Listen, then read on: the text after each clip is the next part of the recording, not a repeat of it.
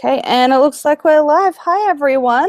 I am here with Bane, and one thing I forgot to ask is if you mind if I mention your actual name. Of course, of course.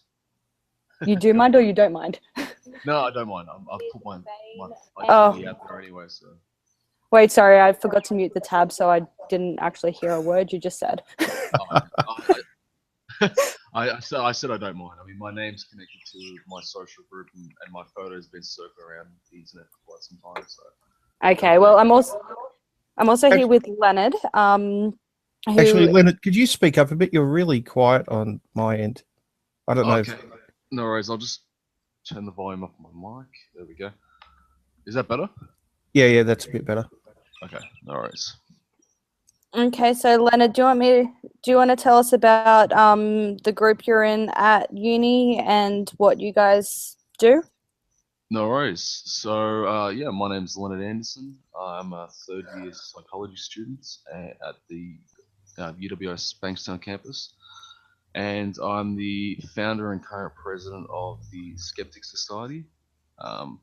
So our basic premise is investigating misinformation on social issues. So anything from rape to homicide to family, domestic violence, and anything like that. We tend to center our focus on non-for-profits or government think tanks. So those types of agencies or groups that have a fair amount of influence in our society that get a lot of money through donations or government handouts, and it's going to have a lot of influence on changing government policy. So we center our criticisms, official criticisms, around them. If we're not doing that, we usually do what I like to call everyday types of criticisms. So we tend to try to engage as many people on social media, Twitter, Facebook, ask a lot of questions, and try and facilitate as much conversation about these particular issues in our society as we possibly can. And if we're not doing that, we're getting constantly disabled, and our group is being shut down and having to go to meetings, and we try to invite groups and guest speakers on campus as well to try to mix it all up, so we're not just a study group. We want to allow students on campus access to these particular groups and individuals so they can ask questions and criticize them if need be. And some of us have even taken the initiative to join outside social groups to better our knowledge and to understand what these issues are, so we can criticize if need be, or set the story straight. So that hasn't been as successful as I'd like. There's pretty much only one group that has embraced us completely, and that's Men's Rights Sydney. Every other group tends to just want to collect people that want to agree with them, and it's a real big shame. So that's pretty much what we do. Yep. Yeah, someone in the chat said, so basically it's Uni Shitlord Incorporated. Where is the chat? Can I view the chat? Yeah, I'll put the link to the YouTube page in the side chat. Nice. Just make sure you mute the tab or something. I like that description. Yeah, people do accuse us of trolling, and of course, if we disagree with them, and if we're talking to someone that happens to identify as a feminist, of course we're accused of being MRAs. So we do look into a lot of issues that tend to be championed by either feminists or MRAs, because nowadays you'd be hard pressed not to bump into either side of those two groups, because pretty much all issues tend to be divided along those lines, because men and women make up our society, and any issue affecting women tends to be championed by feminism, or hopefully, and then vice versa for men's rights groups. So we look into both and try and sort out the misinformation and try to talk to both sides. So. what Yeah, else we've is being said? That's absolutely shocking. You should be shut down for being open-minded and skeptical. Clearly, you're a danger. We try. I mean, our criticisms of the past have been pretty full frontal in regards to uh, one of the complaints that came in. A, a woman on Twitter was criticizing the fact that rape victims should be beyond approach. You know, like, and if you're accused of rape, it's guilty until proven innocent. And so we criticized her by saying, all right, we mentioned her name and we said she raped me, you know, and and proving and trying asking for evidence or trying to prove it is evidence of rape culture. And so she complained to the university, and we got into some trouble over that. But that was basically her point, you know. If somebody accuses you of rape, then nobody can listen ask and for believe. evidence or yeah, exactly. That's Yeah, what it is. but you were accusing a woman, so that's a totally different thing, isn't it? That Absolutely. Yeah. especially if she was a feminist, then those rules definitely wouldn't apply to her. Oh yeah. I mean, we found out exactly what her complaint was at least a good year after she made it, because we've recently gotten off a 9 month suspension, um, and I had to bring my group back from just being completely suspended forever by putting in a freedom of information request for all these complaints, and I got it about a month after I put in the request, and I went through all the complaints, and they're just absolutely amazing. They really were. Half of them were just conversation from some of the people working on campus, trying to figure out what student campus conduct code I broke and how to kick me off campus and how to shut down the social media sites that we run, and yeah, absolutely amazing. So they weren't reacting to something you did in most cases, but they were trying to find some kind of dirt on you to get rid of you. Yeah, of course. It would take just one or two complaints, and then I mean, those complaints weren't serious enough to warrant shutting us down, but they would investigate us further and try to figure out how to best get rid of us. Yeah, So, clearly skepticism and asking questions is a danger to echo chambers, so I'm not oh yeah, surprised. yeah, it's amazing. But for the longest time, I've been asked about the whole political correctness scene on campus, and do we run against these types of oppositions that we usually see from YouTube videos on campuses in North America? And I used to say, well, I haven't seen too much of it, because they've been doing such a great job at disabling our right to do anything on campus, and trying to shut us down, that we haven't engaged too much with the community on campus. We haven't put these events through. So what I did was I joined the campus student campus council, um, and just to get a better idea of what was going on. And yeah, I actually did see that type of, I guess for lack of a better word, SJW mentality. In fact, the the last meeting I went to, they threatened me with a disciplinary tribunal because apparently I was being accused of offence, but offending people. But that wasn't just enough. There was people actually sending in mail and phone calls and stuff saying that my mere presence intimidates them, and then they're afraid of me, and so that was quite amusing. They're afraid of you based on what? Just your Threatened me with beliefs. disciplinary tribunal. Yeah. It's amazing, isn't it? I mean, I'm not Oh, surprised at any of this. I know Well, Sage that's not. Gerard went through all this as well. well, free I thought is a I very think he went scary through. thing. Yeah, I think So, Sage went through a lot worse actually, but yeah. yeah, I'm not surprised, but it still amazes me. Hmm.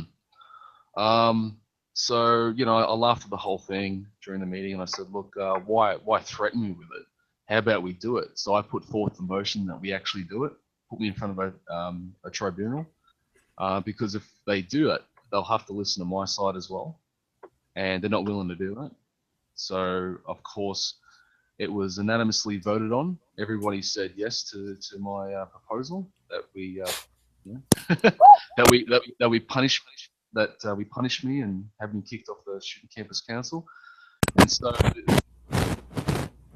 that never came about. I actually inquired about it a couple of times, and nobody said anything about it. So, and it's funny too because I've just been re-elected into the same position for next year on the student campus council. So, if anyone's wondering, my role is residential representative. So I actually live on campus. So there we go. I just doxed myself, but it's cool. Well, you already gave your full name. Yeah, I know a lot of people have been trying to figure out where I live, but yeah, there we go. I actually live on the Bankstown campus. So, and I believe you're responsible for global warming and Trump winning the election as well. So you're directly responsible for it. I mean, not being an American citizen myself, I did actually sneak in a vote for Trump. So there we go. And that one vote was what got him the election, I believe. So pretty much. Trump actually did contact me and congratulate me on helping him win the election and starting World War III and all the rest. So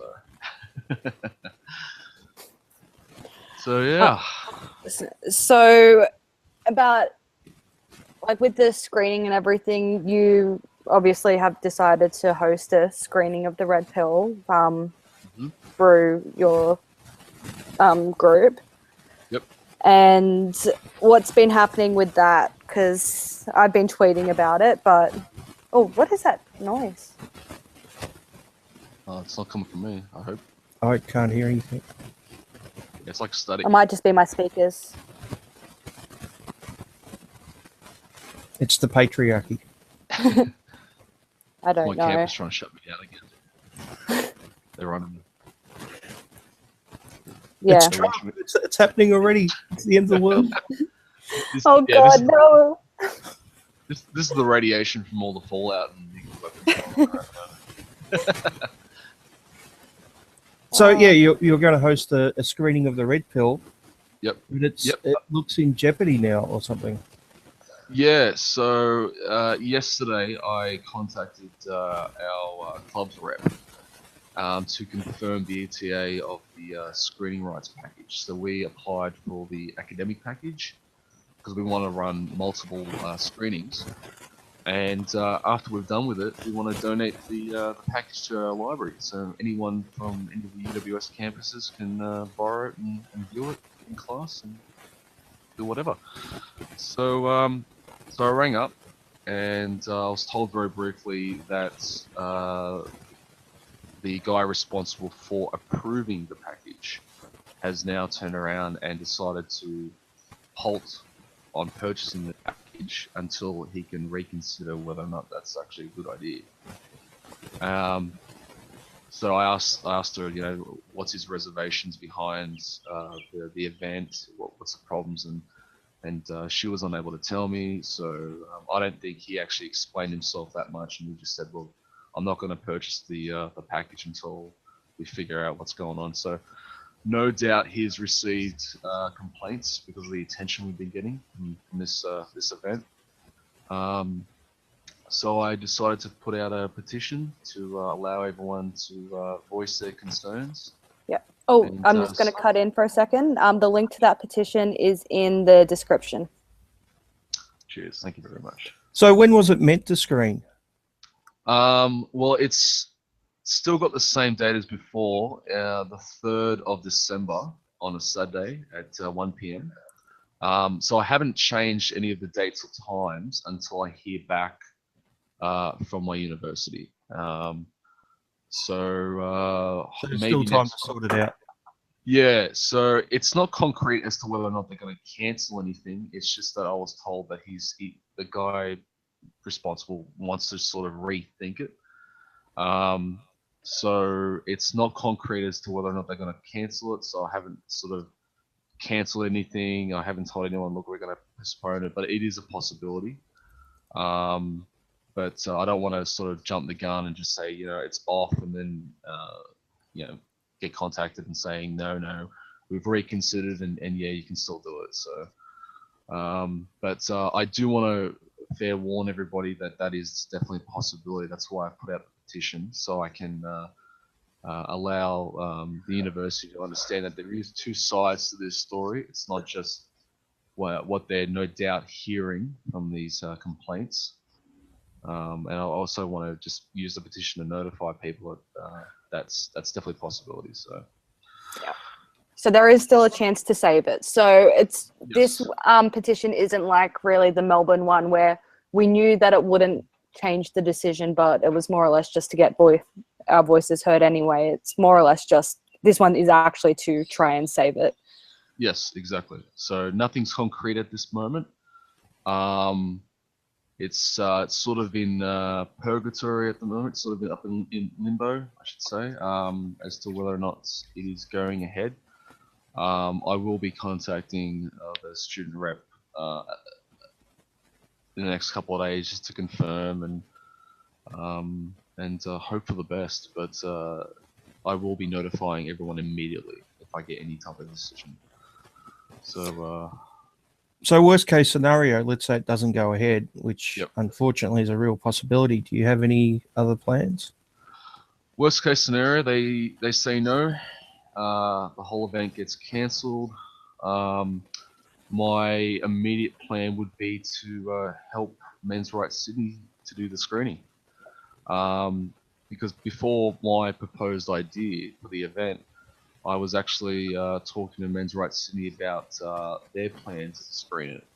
And so they were going to actually have their own screening in conjunction with mine, and mine was going to come after theirs, but because there was a lot of attention towards mine and I got the event up and running and everything else quite rapidly, they decided to just, we decided to join forces and concentrate on one event.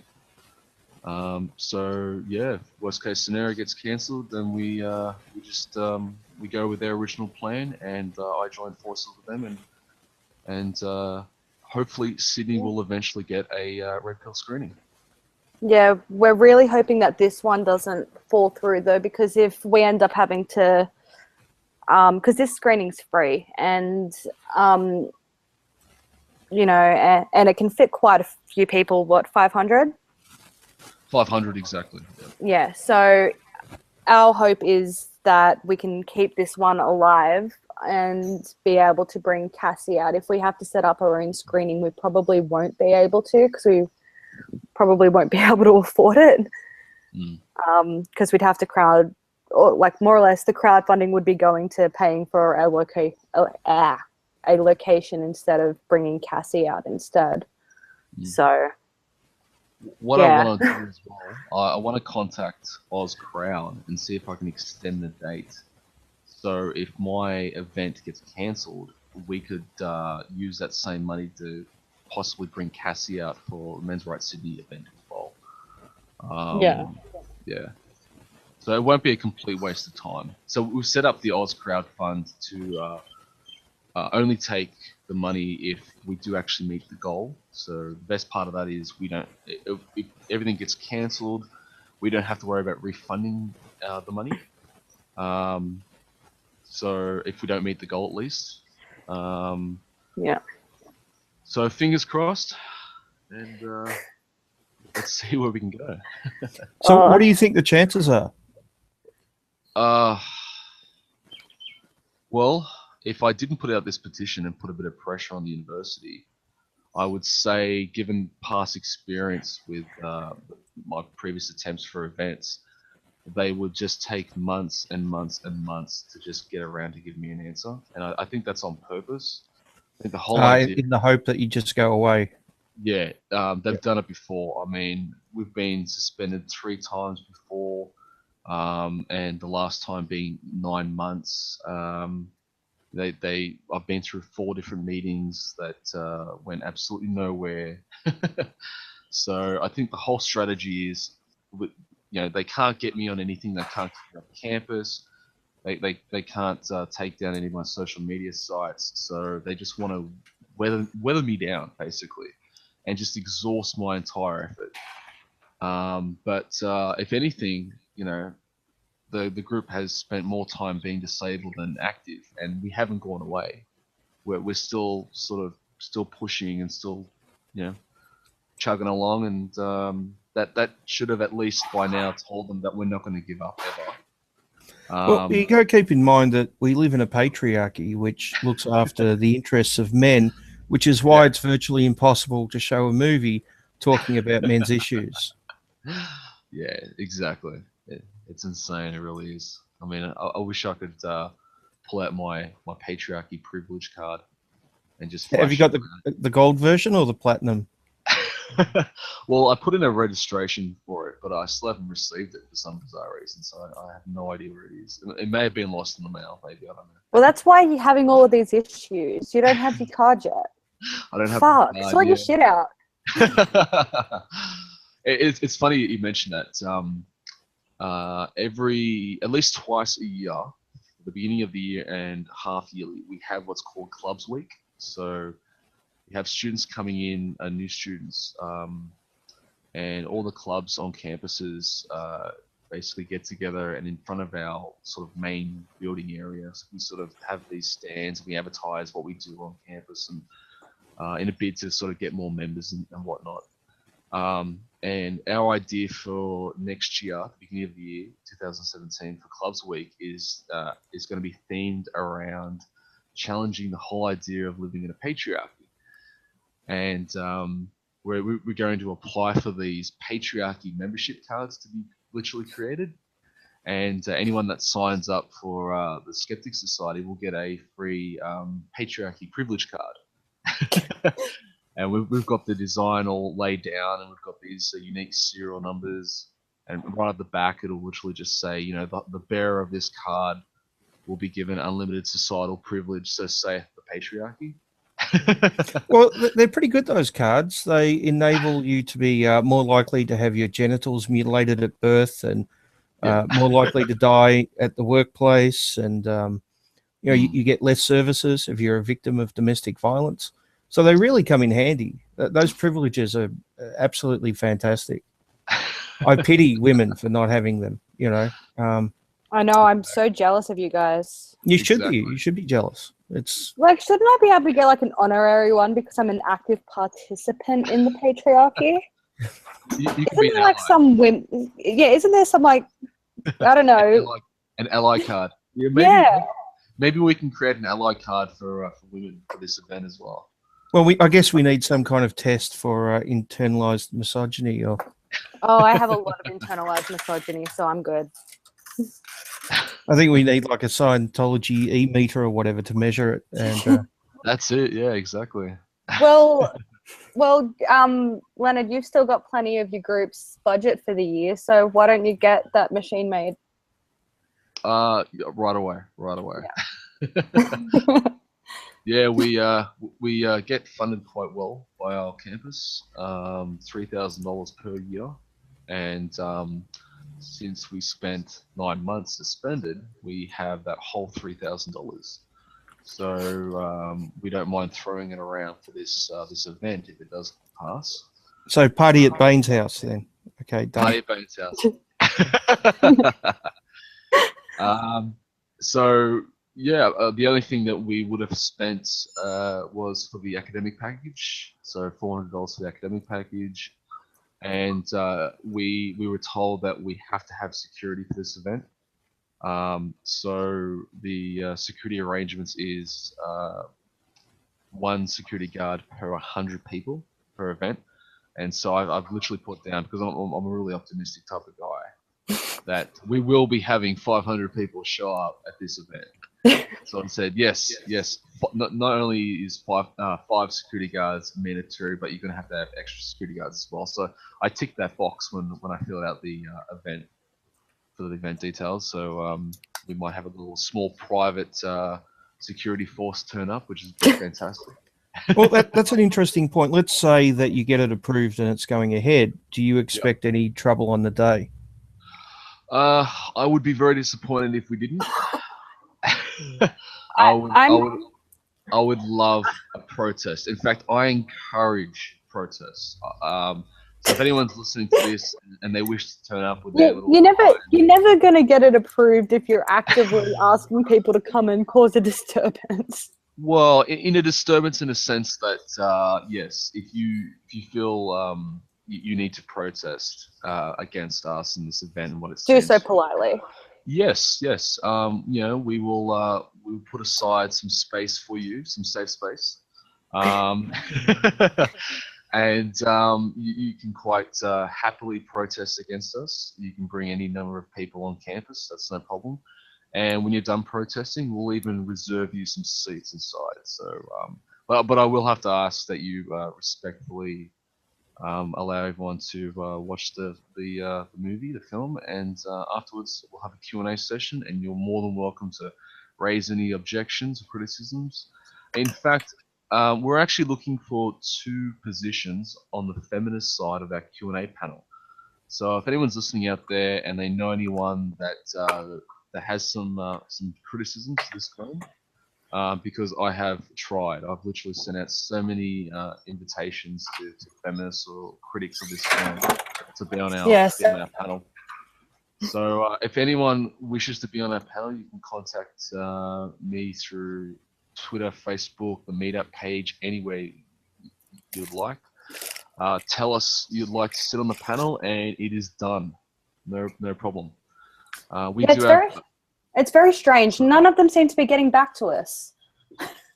No. I mean, you'd think that you know, the movie being as misogynistic as people reported to be, that there'll be people jumping at the chance to just say, you know, see, I told you, you know, this is what men's rights activists are, and this is what they want for women, and you know, they just hate us. But not one. I mean, I have gotten feedback from a couple saying that they can't make it or they'll be out of the country, and then others have blocked us on Twitter and just laughed in our face. And I got a really funny response from a feminist down at Melbourne, and I'll just say that he couldn't stop swearing at us long enough to give us a coherent response whether or not he wasn't showing up. Was that Angry Aussie? That was Angry Aussie. Yeah, I thought it might have been. Yeah. Oh wow. So we presented some of his responses on our Twitter account, and it was just amazing. It really was. So we gave him a nice, polite message. You know, would you like to attend the event and even consider sitting on our Q&A board? And the guy he first got back saying, "Oh, I'm skeptical," and he thought, "Oh yeah." Oh, hang on, my screen just went blank. There we go. I'm back now. And someone else said, you know, how about you just go along and get a photo of this skeptics guy, so you know everyone knows what he looks like online. And I got back to that guy and said, look, you know, you don't have to try and dox me for that. My name's out there, and my photo's been circulating for ages now. And I put his tweet next to my photo, and then I retweeted it back to him. I said, there you go. Isn't that great that they wanted to dox you, as opposed to maybe turning up and having a look at the movie with an open mind and seeing, you know, if some of it made sense, or if possibly they could criticize some of the faults, if there's faults. Instead of doing any of that, you know, it's just easier to dox you and, you know, try to silence you that way. Yeah. But remember, they're the open-minded ones. So yeah. You know, it's disappointing. Disappointing, it really is. It was funny. Yesterday, I actually got unfriended on Facebook by one of my sisters, my feminist sister who lives interstate,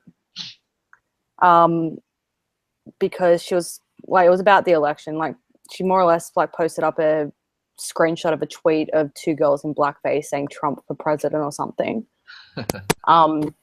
And she's like, my heart breaks for the black Americans, Latinos, Muslims, all this stuff. More or less anyone that isn't a rich, old, straight white man. And I wrote back, I'm like, 2 girls in blackface, or an old white man getting the shit beaten out of him because he voted Trump? Pretty sure I'll choose blackface. And she's like, I've already unfollowed you because you support those MRE scum and you're a fucking bigot. So, rah, rah, rah. And then my brother-in-law even, like in the same comment where he told me that I was intentionally ignorant, said that he only listens to information from sources that he respects. And I'm like, well, I get my information from sources across the entire political spectrum so I can get the most well-rounded opinion. He goes, well, that explains why you're a bigot then. And I'm like, how? How do you know if you respect a source if you don't actually look at it and, you know?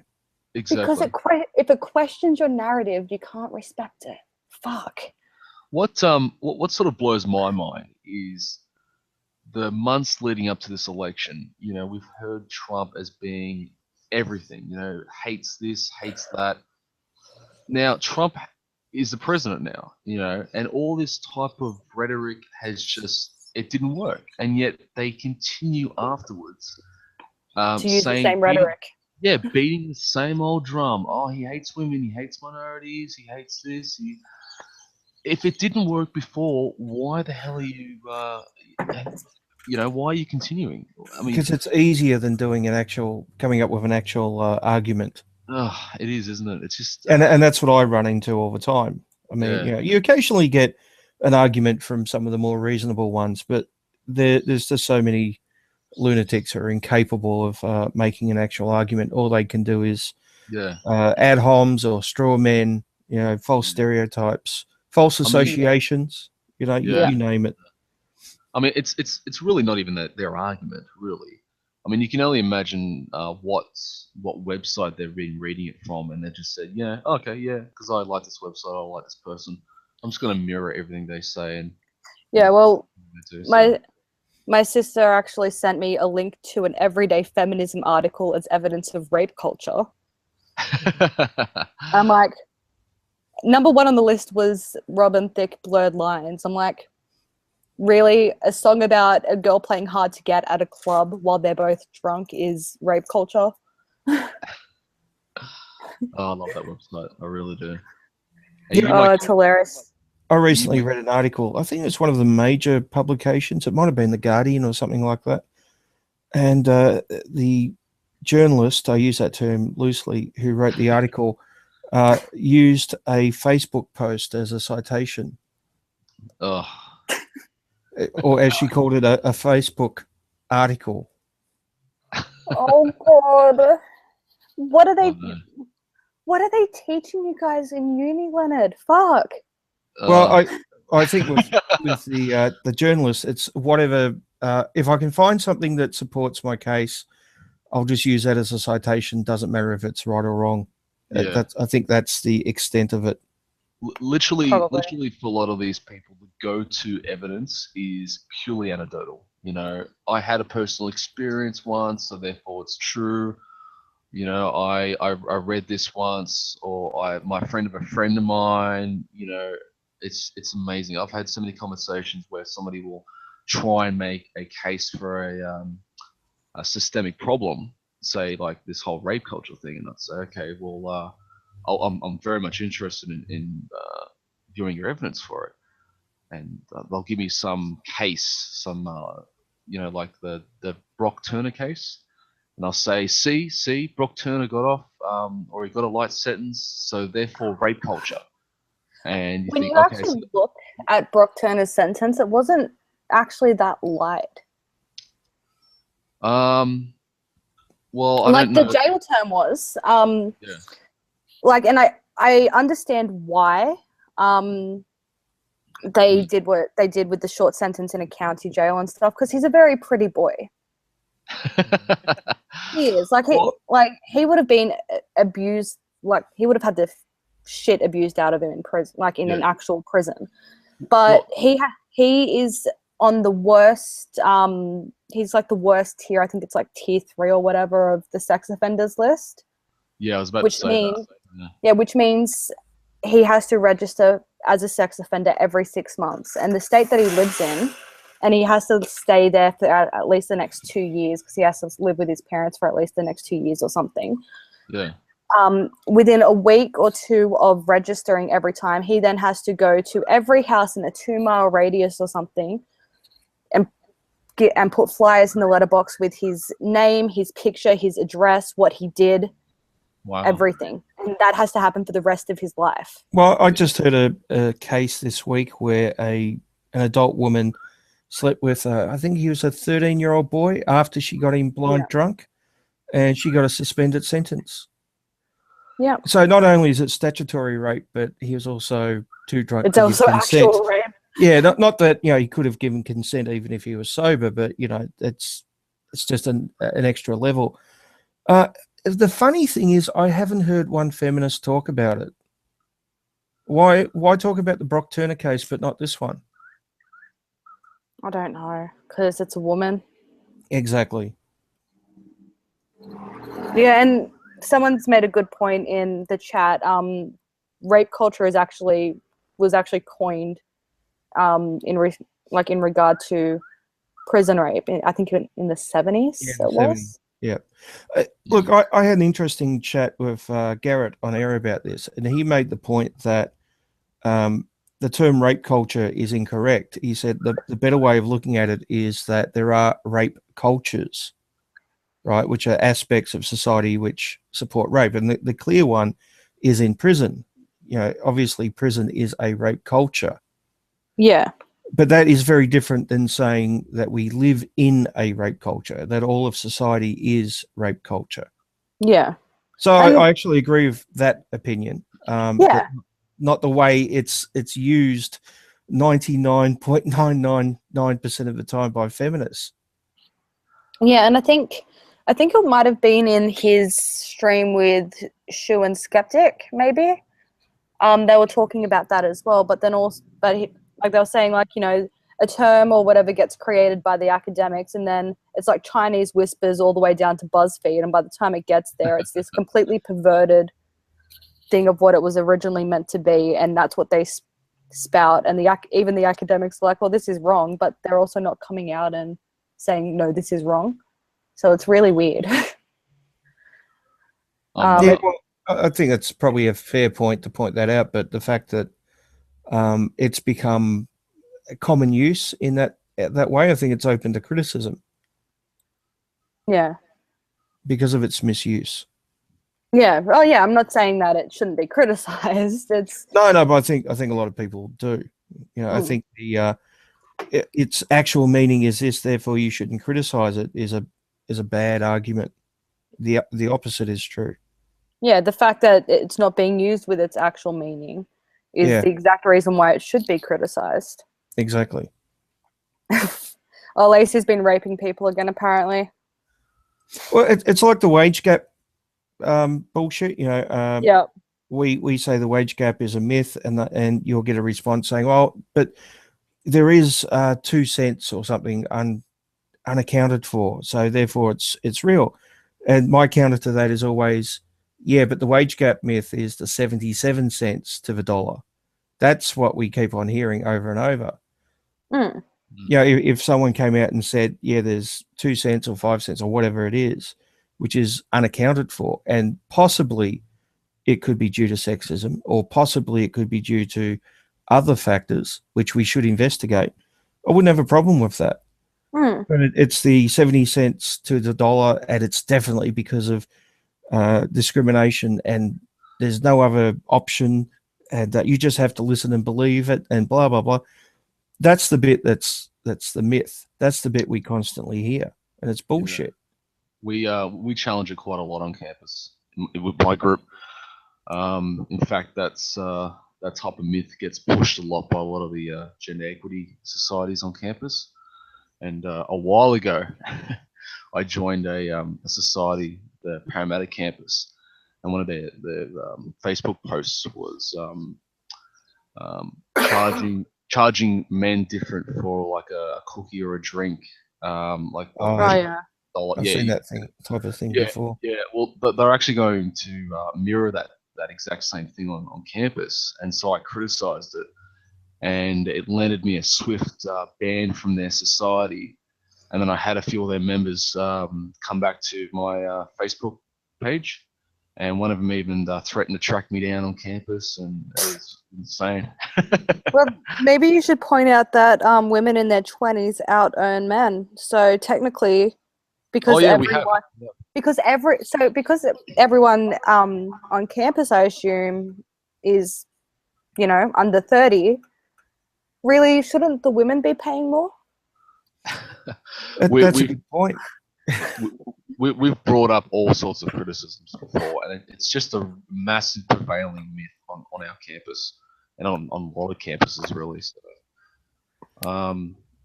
but as soon as you challenge them on any point like that, they don't know, because they haven't really looked into it themselves. Yeah, no, they just parrot everything. Yeah, that's what we're trying to do. We're trying to get people to think for themselves. And I openly encourage people to criticize me all the time.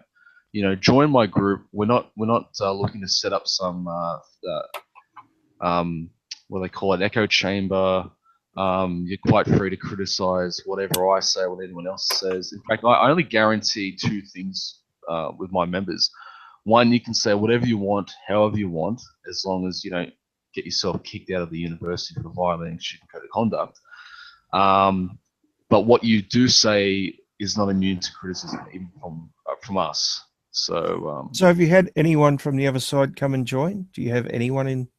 Well, our last 9 months suspension cost us a fair bit. So some of the older members have now either graduated or moved on. So we've had to essentially start again when it comes to members. The plus side for this event is that we've gained so much attention. We've had fresh new members join up recently. So one of the first things I do for next year will be to have our regular meetings again. And so I can put everyone together, put a face to everyone, and get everyone talking about these issues again. So because it'd be interesting to have you know, someone or a couple of people come in who believe in the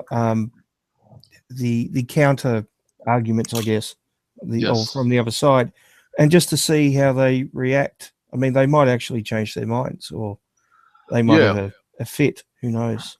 Well, I completely encourage it. And even if you don't want to officially join the group, everyone's welcome to these meetings. We've been having them usually in our library, so we'll basically hire out a room in there and just get together for just a general meet and greets, and just you know, this is what we do as a group, and introduce ourselves. And so if anyone wants to come along and just bring up specific talking points or criticize anything we've done in the past, no problem. You know, you won't be kicked out. You won't have comments deleted. In fact, we have a policy against banning anyone on social media, and I probably will regret saying that now. But you know, we don't enact any form of censorship whatsoever. You know, we can't speak on behalf of the university because obviously they have rules. And it's funny because one of my last meetings I had with a vice chancellor, I was actually informed that if anyone were to leave a comment and on, say, social media, Facebook or Twitter, on one of ours, and it happened to violate the student code of conduct. Now, this person doesn't necessarily have to be a student here, an Australian citizen. They can be from anywhere around the world, and just say, you know, death to the Jews, for instance, and leave it on our Facebook account. And if we don't immediately delete that, and it gains the university's attention, then I can be held responsible for violating the student code of conduct personally. So, oh god. So how soon is immediately? Well, I don't know. They didn't really specify. It was just that if we don't delete it after a little while, I guess, and it gets back to the university. Yeah. So, I mean, who knows? So everyone go there and type "fuck nigger." right now. I mean, the problem do it after midnight, so there's less time for him to delete it. Yeah, when I'm asleep. So Yeah. the problem with that is we've got like 1,400 people that are following us on Facebook. Now, obviously not that many people that are active, but there's quite a few people that do leave comments. And I don't always read the comments because we're posting new stuff, new material, we're talking about different stuff. And so I'm not always going to get around to seeing those comments. So I did tell the Vice Chancellor, look, if you see these comments and you have a problem with it, contact us and we can talk about it, right? But I can't guarantee that we will delete it, because the problem is when you start throwing around this, hate speech or harassment, it can, in so many cases, it's very subjective. And we're not going to get into the habit of just, somebody complains, boom, instantly delete, comment, ban person, because we refuse to do that. If someone says I disagree with feminism and that's classed as hate speech, shouldn't smash the patriarchy also be classed as hate speech? Yeah, I mean, if they're gonna have that particular standard, it's exactly. It's if we're going to play by their rules, Yeah. So we prefer to allow people to speak on behalf of themselves. So what you say, if you happen to be a student and you come on our Facebook page and you say some pretty nasty stuff, it's your responsibility. Even if you happen to be a member of our group, you're not necessarily speaking on behalf of our group, and we will criticize you for it. That's the only promise that we can make, and we openly encourage others to criticize them as well. We don't speak and do stuff with a hive mind. We are not the Borg. So we are not going to get in the habit of telling people what they can and can't say and can and can't do. And we absolutely encourage responsibility. So in this particular case, if somebody does join up our group and they are a member of our campus and they say some pretty hateful stuff, and it's obvious that it is hateful, then they're going to have to answer for it. I don't think that particular threat from the Vice Chancellor was serious, and I might actually regret saying that. But in my opinion, I don't think they're going to go through the whole process of punishing me when I haven't said anything. So I'm actually calling that bluff. I think that was just a way of I guess intimidating me into silence a bit, but it obviously didn't work. And it's not going to work ever. Yeah, that's what you want at a university. You want to intimidate people into silence, don't you? As opposed to, open-minded discussion about different ideas and. Yeah. Well, believe it or not, that talk with the Vice Chancellor was probably the most productive talk I ever had in any of those meetings. The previous meetings were basically me showing up. They talked for a good solid 2-3 minutes about how I am and my group is embarrassing or hurting the reputation of the university, embarrassing the university as well. How? Well, very good question. I asked that multiple amount of times, but they refused to tell me. So I'll just sit there and listen to a couple of guys just monologue me to absolute near boredom and death and tears. They weren't mansplaining, were they? Oh, yeah. So I just sat back in the chair and just spread my legs.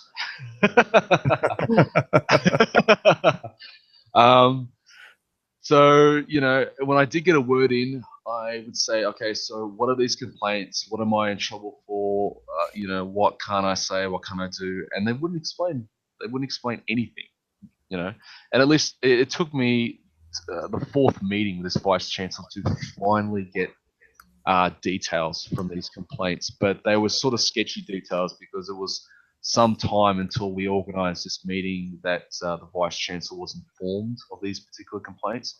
So her memory was a bit on the sketchy side. So we briefly discussed them. It wasn't until I got so frustrated with this group suspension that I put in a request for freedom of information, and I said, look, I want everything, every complaint about me personally and about my group, but I do not want any of the personal details from these people. So that was the only reason the university could have knocked this request back, that they were protecting the I guess identity of these complainants, and I just I put in the request that I didn't want any of these details, any of these personal details. I just wanted the date of the complaint and the body of the complaint, what they were complaining about. So I did get the complaints, and they were absolutely hilarious to read. I had to. Give us some examples. Well, half of them were from some of the staff here on campus, and they were trying to figure out what to do with me. They had no idea. It was like they started work yesterday, and it was like, oh, we got this guy, and he's running this group. What do we do? What do we do? You have someone else come on and on the email and say, oh well, I've had a look, and I can't find what student code of conduct is violated. You know, any suggestions? And then someone else will come on and say, oh, I sent a complaint to Twitter and Facebook, and they're not going to remove the social media pages. Oh my God, they're so bad, those people. Oh God, because censorship is awesome. Oh, did great. either of you read the comments in the petition to shut down the Melbourne screening of the Red Pill? No, I didn't. I think I read a couple of them. Yeah, just some of them. Some of them were amazing. I've collected 200 of them. I'm wanting to put together a video of them just because so many of them are over the top. Oh, please do. That'd be fantastic. Yeah, I might get Mara to read some out if that's okay. Yeah. Yeah. But you know, it's just things like I can't believe there's a movie promoting rape and you know, promoting violence against women, and I mean, none of these people have obviously seen the movie. They clearly haven't even seen the trailer. No, they've got no idea what it's about, right? And they just assume that it's pro-rape, pro-violence against women, trying to take away women's rights, because, you know, whenever you talk about men's rights, obviously you're trying to take away the rights of women. That's just logical, isn't it? Yeah.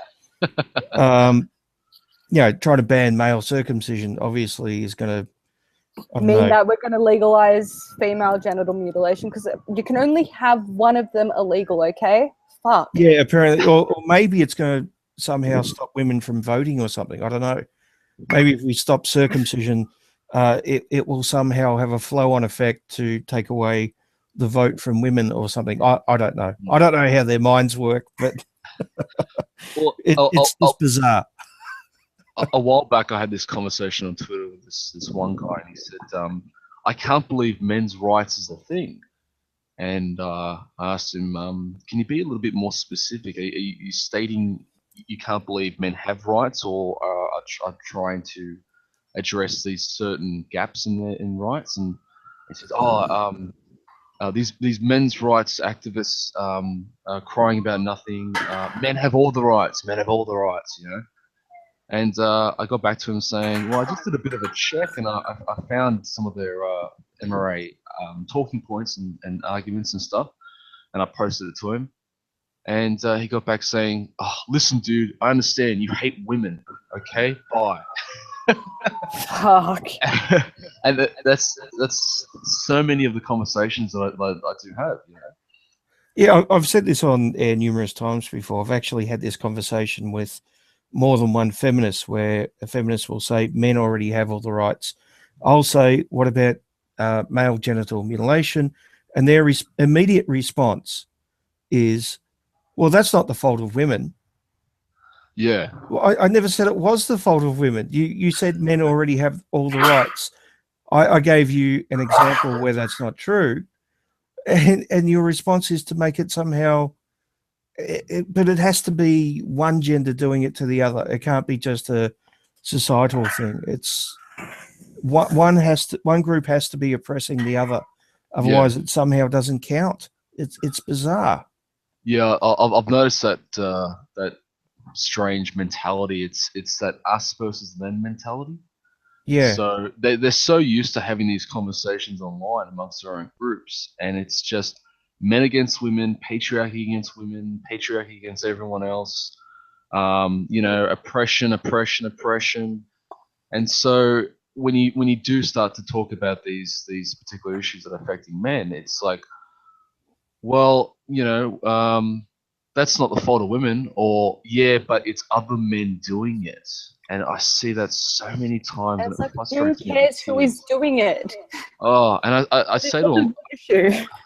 I know it does. It frustrates me to tears because you want to talk about these issues, but they just want to have someone to lay the blame on.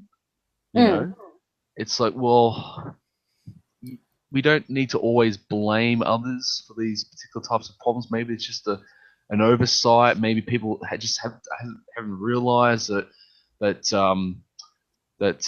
you know these problems are affecting men, and we need to have these types of conversations. But we don't need to go around blaming each other. It's not a us versus them type of problem. Yeah, in But most cases, Al- it's all of society, both men and women.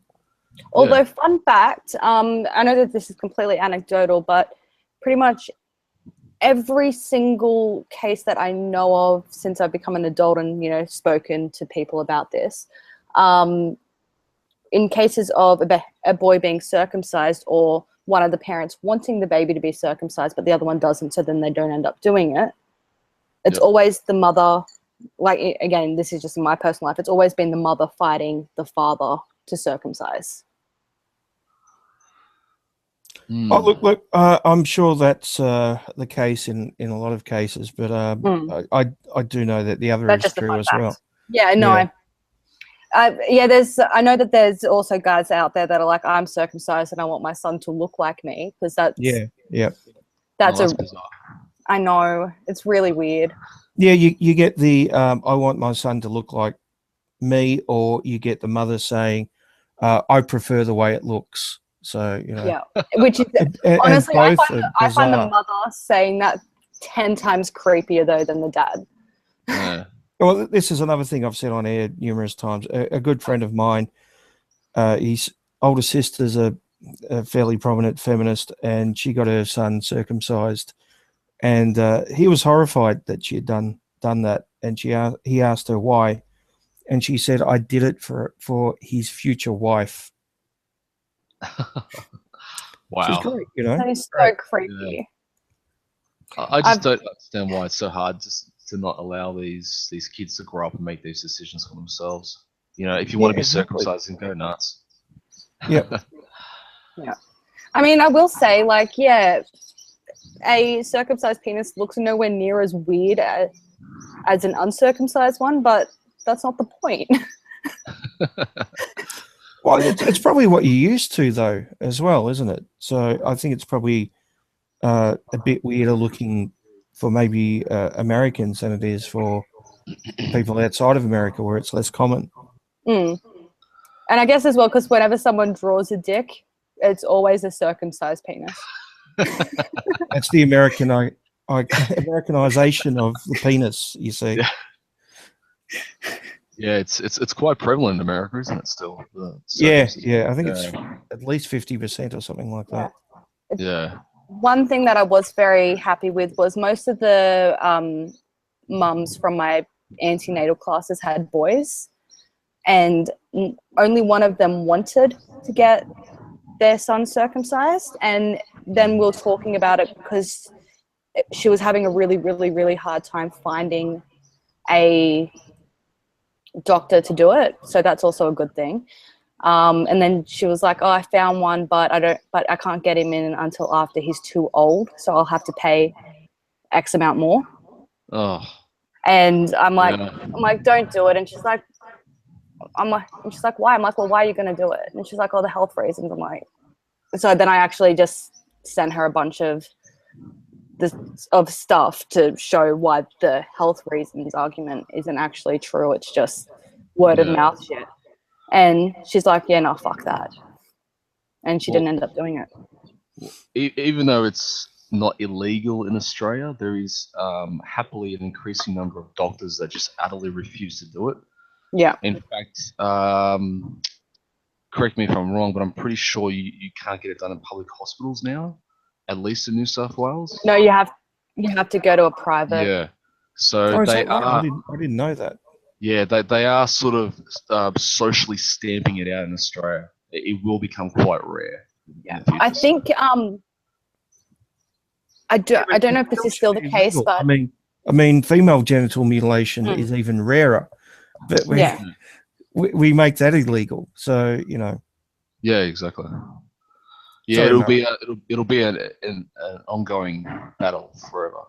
So yeah, I don't know if this is still the case, but I know that it was the case that public hospitals would only do it if you were Muslim or Jewish. But I don't know if they've since changed it to they won't do it at all now.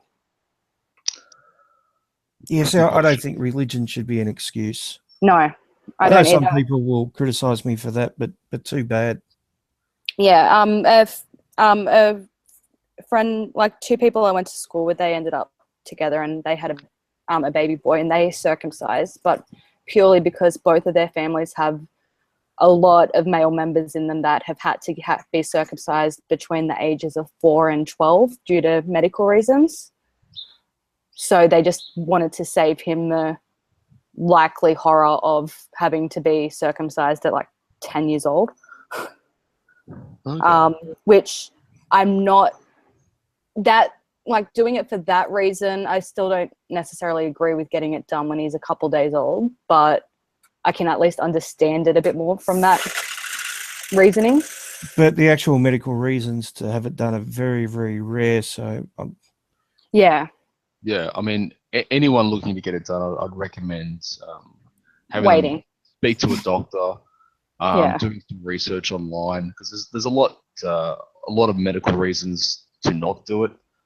Yeah, definitely. And the medical reasons for having anyone circumcised is just so minimal, especially living in Australia, in a country in the West, where we have such a high standard of hygiene. So yeah. Most medical issues from not being circumcised be avoided by just teaching your kid how to clean themselves properly. Exactly. I mean, I don't have a boy, so I don't quite know, but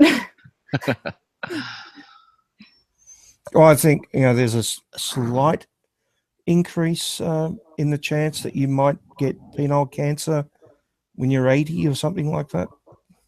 Well, by the time you're 80, you're just a drain on society anyway, so that's fine. No, but it's extremely rare. Penile cancer is extremely rare anyway. It'd be like getting mastectomies on young girls to prevent them from getting breast cancer, which is a lot more common. I know that's one of the arguments I've made. Like I got into a massive debate with a mother in a mum's group once because she was one of the ones that's adamant. Like I personally find I dry up quicker than the Sahara when I see an uncircumcised penis. I'm like, well, that's the fucking creepiest reason to get your son circumcised ever. And she's like, well, there's also health reasons. I'm like, there's also health reasons for not having any breast tissue. So should we start doing double mastectomies as soon as, girls are born? Maybe. Should we remove any potential for breast tissue to form once they're born? That's actually a very good argument. I think I might use that. Maybe we should start removing the appendixes of all newborns just in case. Yeah, and all their tons. Why don't we just remove anything that could ever? Oh wait, no, because let's be honest, absolutely every part of you could have a health problem. So, well, we could amputate their arms just in case they break their arm one day. It might happen. So we have to prevent that. Yeah, let's just have a fucking generation of amputees with no. Fuck, it just goes like you can use that argument for everything and it just goes to the stupidest extreme. Exactly. Oh god. So So, Bane, you might get a kick out of this, but I actually sent an invite to our old mate Takedown. Oh, really? Yeah, yeah.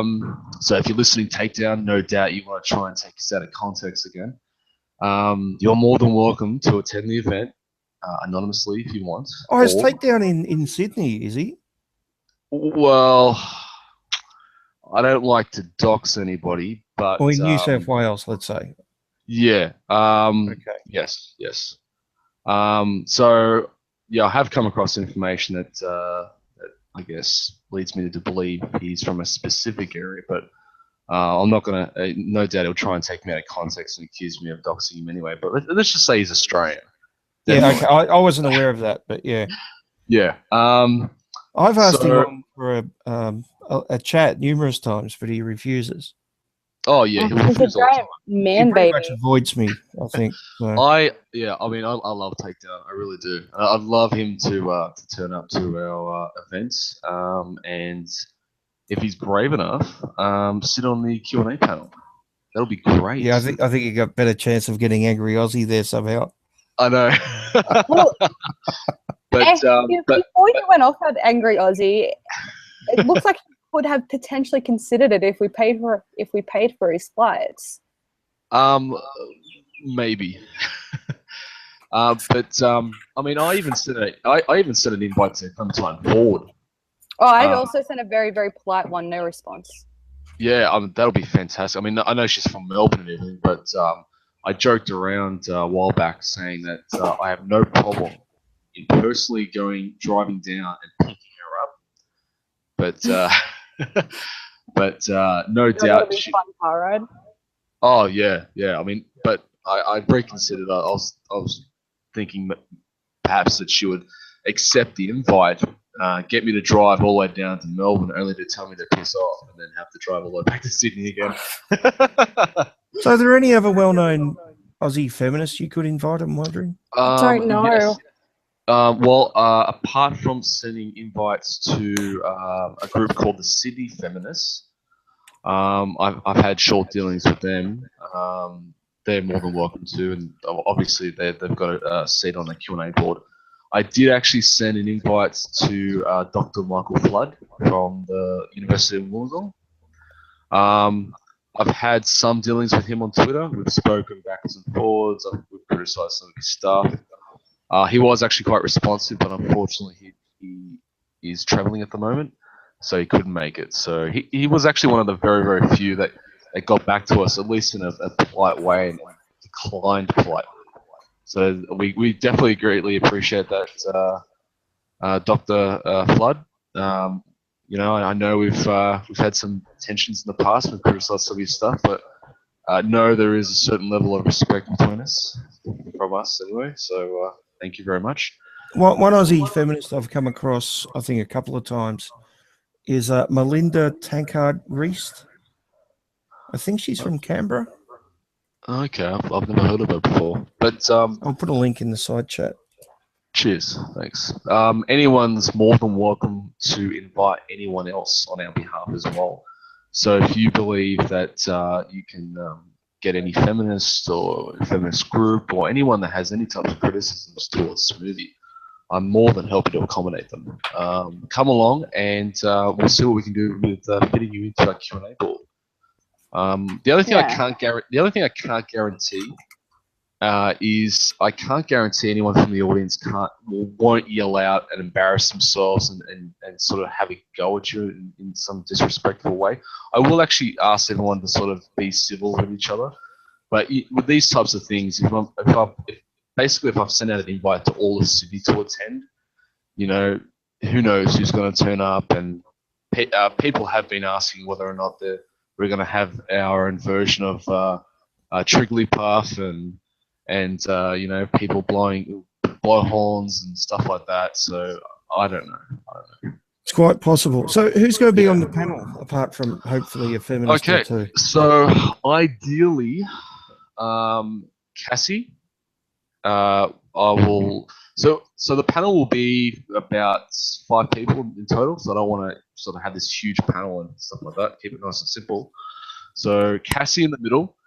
To her right or left, we'll have Adrian Johnson or Tom Holtz from Men's Rights Sydney. And we've got Jasmine Newman from Relating with Men.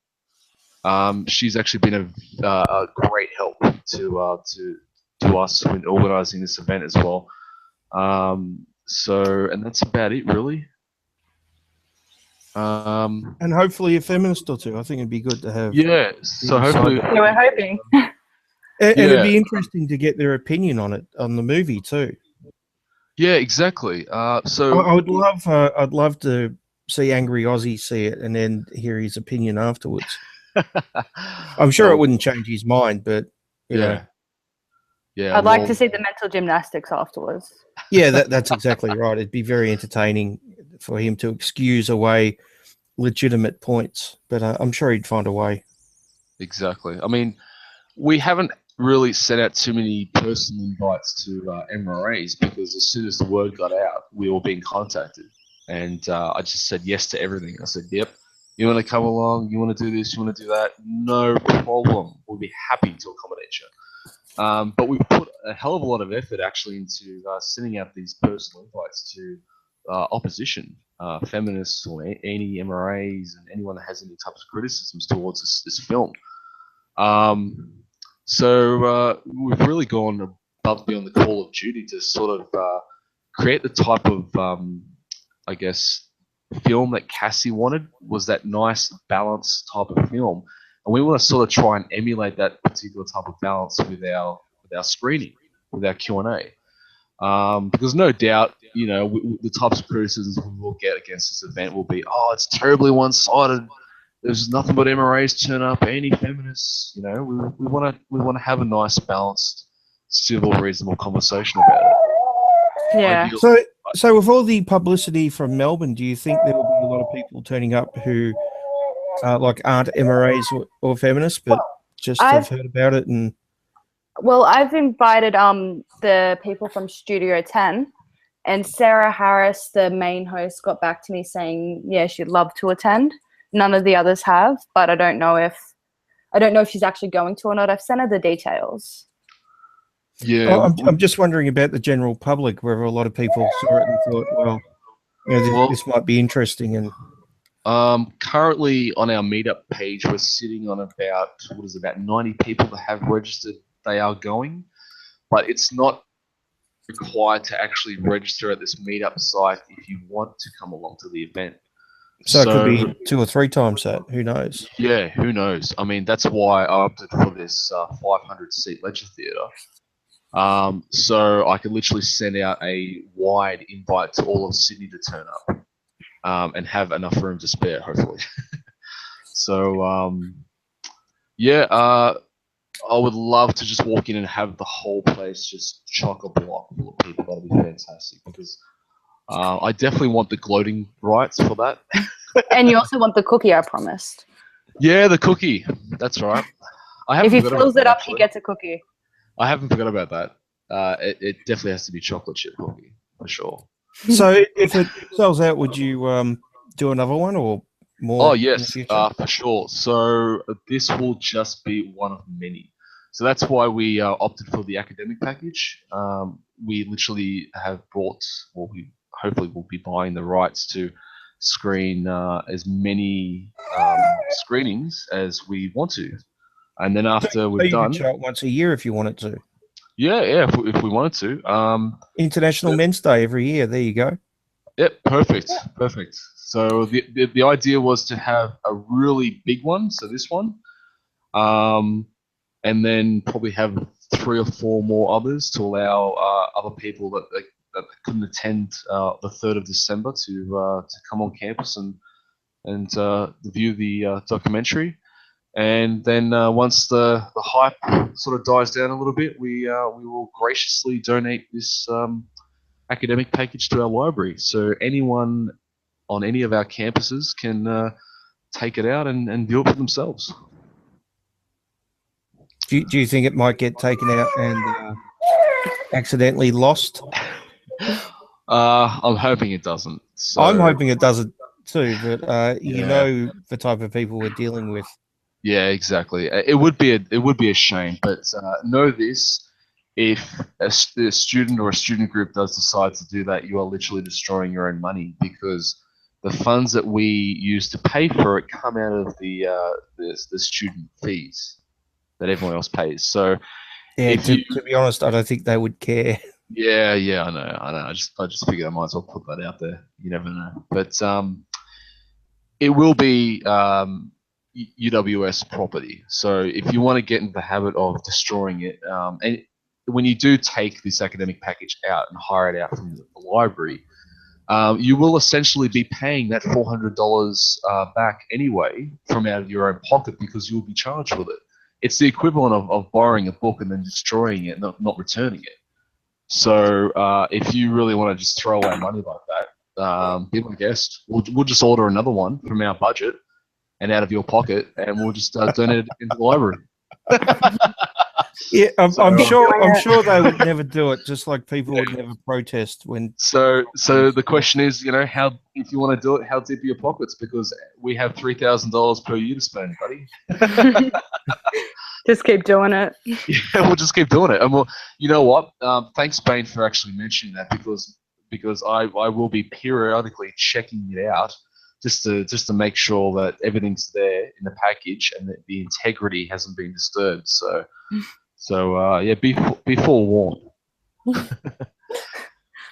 I don't think that anyone that's going to destroy it is listening to this stream, though. I know, but at least it's good for a laugh. You never know. There could be an infiltrator. We have Oh, a and plan risk amongst hearing our different midst. opinions? Are you kidding me? I don't Yeah. know, Murray. You don't have a patriarchy card, and I haven't seen you make any sandwiches. So Women can multitask, thank you. Holy shit. Stop Don't worry, oppressing. I'll make you an ally card. I'll make you an ally card. I'll put Can it on it the be back. pink? I'll put It it has on the to be back. bended. It has to be pink. I'll make it pink and with flowers, and that'll piss off everyone else. And then I'll have the patriarchy's list of obligations that you have to meet to keep the card. maybe you could have a thing where we can punch the card every time she makes a sandwich. Oh, She gets extra points. Very good suggestion. Very good suggestion. I like that. I'll put that on there. Oh, God. like a little breakaway or cutaway tab or something, Oh, Perfect, Bane. I like that. Well, I've been oppressing women's for a long time, so Well, it's a done deal. The women's ally card is a done deal. So expect it. oh, God. I'm going to be very disappointed if I don't get one now. Oh, you'll get one, even if we have to specially make it just for you. So you should have a picture of a kitchen on the front, maybe, and then flowers on the back. In one of those one-piece 1950s get-ups, the housewife get-up. Have you not seen my avatars? With the oven mitts, bending down, pulling like a roast out of the oven. The whole 9 yards. We'll go all out. Wait, do I get points for birthing children? Oh yeah, I guess. Can I claim them in it? Can I retroactively claim them? Yeah, but it has to be that nuclear family type, setting. So I don't think one's going to cut it. Well, I still have working ovaries. It'll happen. Fuck. All right. What color is your picket fence? That's the main question. We'll put you on notice. I don't have one. Oh, see, it's not 1950s enough. Well, isn't that the man's job? Oh, Putting fences up the man's job. She's got us there. Yeah, that's true. Okay, You're gonna have to file up a patriarchy petition. Get it done. We're gonna have to take it up with the local chapter and see if we can get something sorted. Okay. Exactly. Well, I don't know if I'm allowed to have those details though. One of you guys might have to do it on my behalf. Yeah. Yeah. Well, that is man's work. So yeah, one of us is going to have to sponsor you in and follow it up. Yeah. Oh no. we'll have to use the secret handshake with the Grand Wizard to, you know. That's it. That's This it. is going to be a long process, isn't it? And I don't get my card until this happens. Oh. Quite a long process. Yeah. You know how it is. Goddamn patriarchy.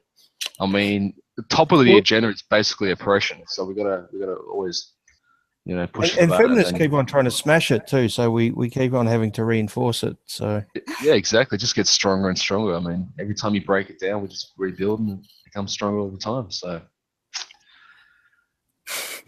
God. So you realise that entire conversation is going to be taken out of context and used on a man boobs article now. Oh, I cannot wait. I cannot wait. To be honest, I'm actually disappointed that it hasn't already. Sydney Skeptic, in Talking Marks, admits to oppressing women and wanting to go back to the 1950s. Oh, I can't wait. That'd be fantastic. You know what? If he does, I'm just going to mirror the ever-loving hell out of that article. I love it. Associate it with known MRA. Yeah, so we've got known MRA, internalized misogyny, and now the skeptics. Oh my God, the oppression. And we outnumber Mara 2-1 as well, so you know. Exactly. Well, we're halfway to this being like a Sharia court then. Oh no, don't bring Islam into it, please. Come on, that should be the patriarchy we all try and emulate. Oh no. The list of them all. You've just re-sparked the whole honey badger controversy again, haven't you? I have not actually even really been paying There's going to be like 20 videos of you saying that now. Yes, the people don't know how to sarcasm. Yeah, I mean, I can't wait for the YouTube remix videos from this conversation. Oh, it's gonna be glorious. It really is. So get busy, guys. I want to see those remix videos. Oh well, hopefully it gets me some subs. There's always going to be a silver lining, right?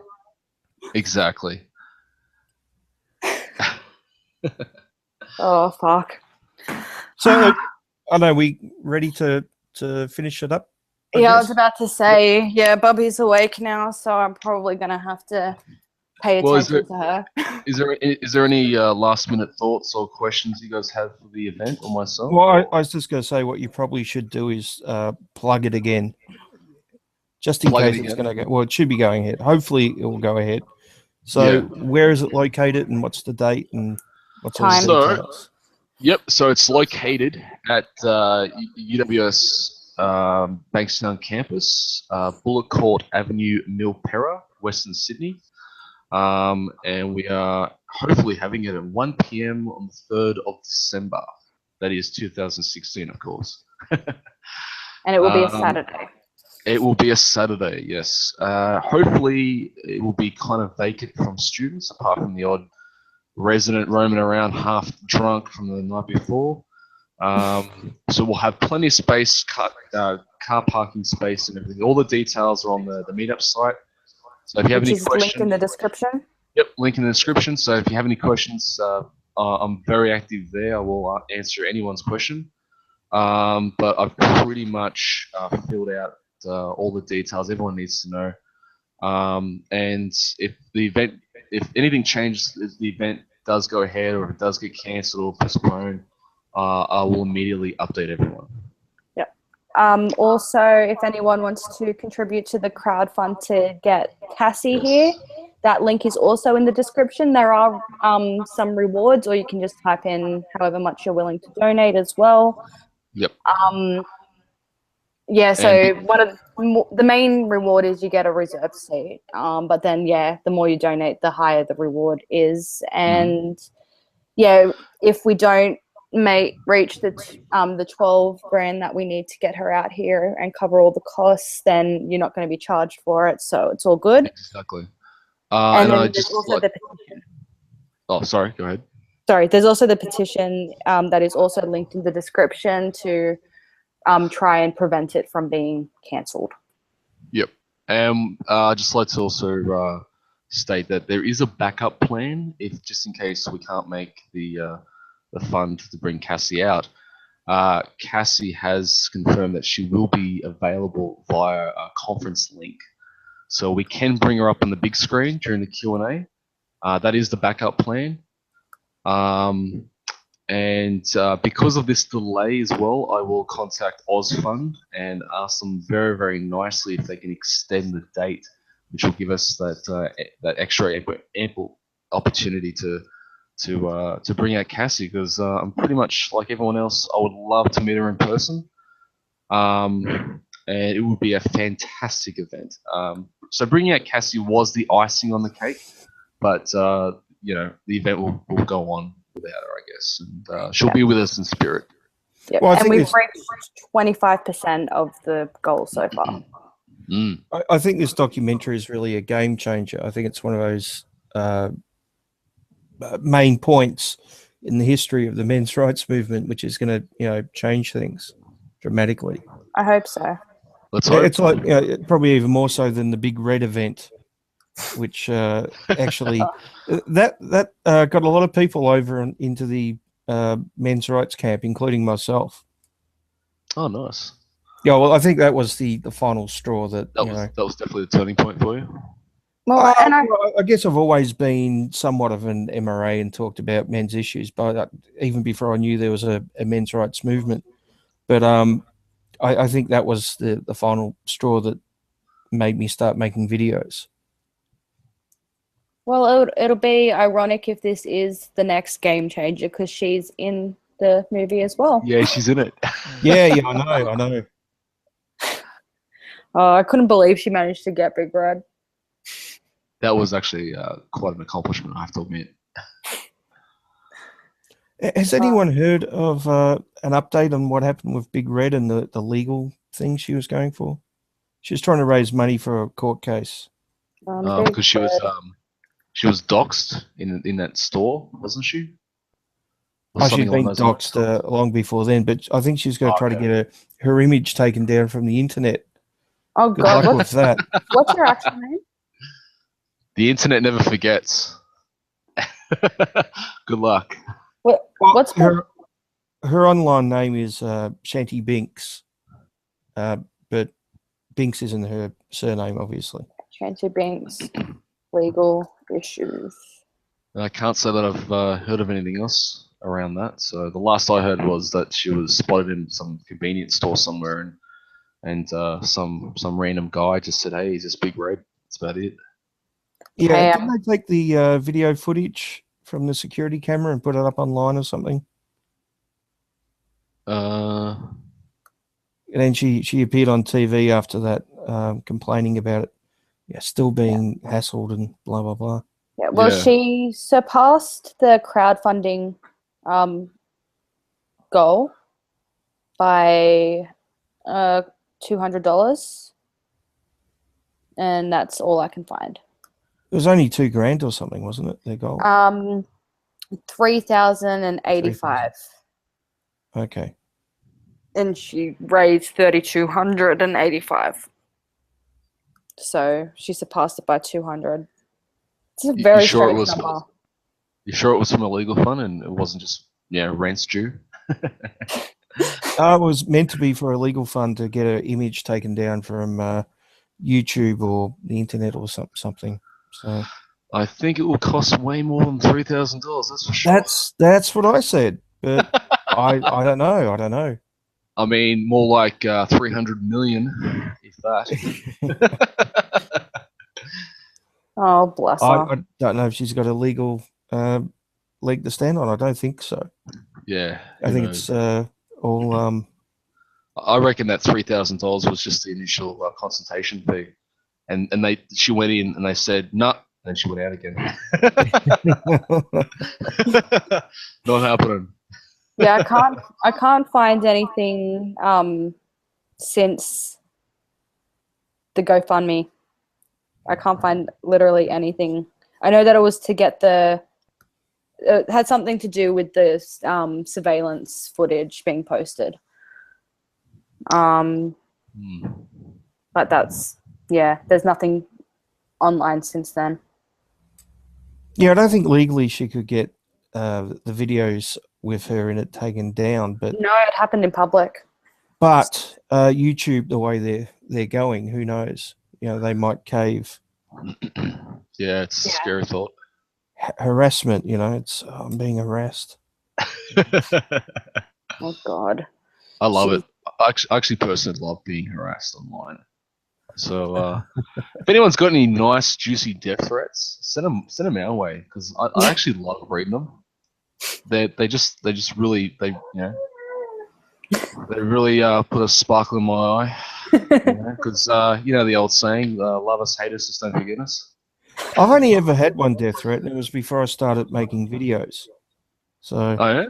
I'd left a comment on a conspiracy nut video or something, criticizing it. It wasn't abusive or anything, and I got a private message. It had said something along the lines of, "If I ever see you on my porch, I'll shoot you," or something like that. And I said, "Well, good luck with that. You don't even know what country I'm in." And I think I got exactly the same message back again. You know, if I ever see you on my porch, I'll shoot you. So, okay. I should really be worried because you have no idea who I am. And you know what? I would have asked. If he ever sees a giant Kool-Aid skull guy, then he'll know he's found. I personally would have asked where his porch was, so we can test that theory out.